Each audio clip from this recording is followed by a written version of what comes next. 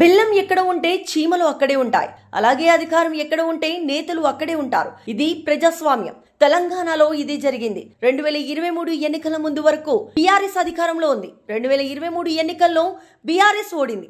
దీంతో ఆ పార్టీ నుంచి గెలిచినది 10 మంది ఎమ్మెల్యేలు బీఆర్ఎస్ ను వీడి అధికార కాంగ్రెస్ తీర్థం పుచ్చుకున్నారు. వీరిని అనర్హులుగా ప్రకటించాలని బీఆర్ఎస్ నేతలు హైకోర్టు, సుప్రీంకోర్టును ఆశ్రయించారు. ఈ విషయంలో విచారణ జరిపిన సర్వోన్నత న్యాయస్థానం గురువారం కీలక తీర్పు వెల్లడించింది. తెలంగాణలో భారత రాష్ట్ర సమితి బీఆర్ఎస్ నుంచి కాంగ్రెస్ పార్టీలోకి మారిన 10 మంది ఎమ్మెల్యేల అనర్హత వేటు పిటిషన్లపై సుప్రీంకోర్టు ముఖ్యమైన తీర్పు వెలువరించింది. ఈ వ్యవహారంలో 3 నెలల్లోపు నిర్ణయం తీసుకోవాలని తెలంగాణ శాసనసభ స్పీకర్ను ఆదేశిస్తూ తెలంగాణ హైకోర్టు డివిజన్ బెంచ్ ఇచ్చిన ఆదేశాలను సుప్రీంకోర్టు రద్దు చేసింది. తాజాగా మరో 3 నెలలు గడువు విధించింది. 2023 తెలంగాణ శాసనసభ ఎన్నికల్లో బీఆర్ఎస్ టికెట్ పై గెలిచిన 10 మంది ఎమ్మెల్యేలు దానం నాగేందర్, కడియం శ్రీహరి, తెల్లం వెంకట్రావు, పోచారం శ్రీనివాస్ రెడ్డి, కాళి యాదయ్య, ఎన్ సంజయ్ కుమార్, బండ్ల కృష్ణమోహన్ రెడ్డి, టి ప్రకాష్ గౌడ్, అరకెపూడి గాంధీ, గూడెం మహిపాల్ రెడ్డి కాంగ్రెస్ లో చేరారు.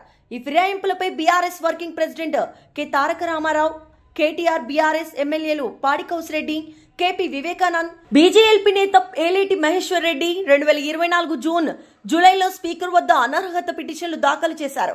స్పీకర్ గడ్డం ప్రసాద్ కుమార్ నిర్ణయం తీసుకోవడంలో జాప్యం చేయడంతో బీఆర్ఎస్ నాయకులు తెలంగాణ హైకోర్టును ఆశ్రయించారు. 2024 సెప్టెంబర్ 9న Telangana high court single judge speaker 4 వారాల్లో అనర్హత పిటిషన్ల విచారణ షెడ్యూల్ నిర్ణయించాలని ఆదేశించారు.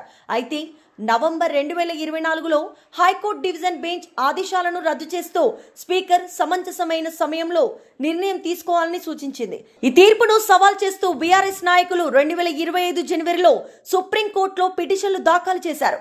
CGI justice B R Gavai, justice Augustine George మసిహల్ ధర్మసనం 2025 ఏప్రిల్ 3న వాదనలు విని తీర్పును రిజర్వ్ చేసింది. జూలై 31, 2025న వెలువరించిన తీర్పులో హైకోర్టు డివిజన్ బెంచ్ ఆదేశాలను రద్దు చేస్తూ స్పీకర్ 3 నెలల్లోపు అనర్హత పిటిషన్లపై నిర్ణయం తీసుకోవాలని స్పష్టమైన గడువు విధించింది. న్యాయస్థానమే అనర్హత వేటు విధించాలన్న బీఆర్ఎస్ విజ్ఞప్తిని తిరస్కరిస్తూ స్పీకర్ను రాజ్యాంగ బాధ్యతలను గుర్తు చేసింది. ఆపరేషన్ సక్సెస్, పేషెంట్ డెడ్ వంటి పరిస్థితి ఉండకూడదని, రాజ్యాంగ స్ఫూర్తిని కాపాడాలని న్యాయస్థానం వ్యాఖ్యానించింది. సుప్రీంకోర్టు తీర్పు రాజ్యాంగ సంస్థల మధ్య సమతుల్యతను కాపాడే ప్రయత్నం చేసింది. స్పీకర్ కు రాజ్యాంగ హక్కులను అర్థం చేసుకుంటూ నిర్ణయం తీసుకోవడంలో జాప్యం రాజకీయ పార్టీల హక్కులను దెబ్బతీస్తుందని న్యాయస్థానం స్పష్టం చేసింది. 3 నెలల గడువు నిర్దేశించడం ద్వారా స్పీకర్ పై ఒత్తిడి పెరిగింది.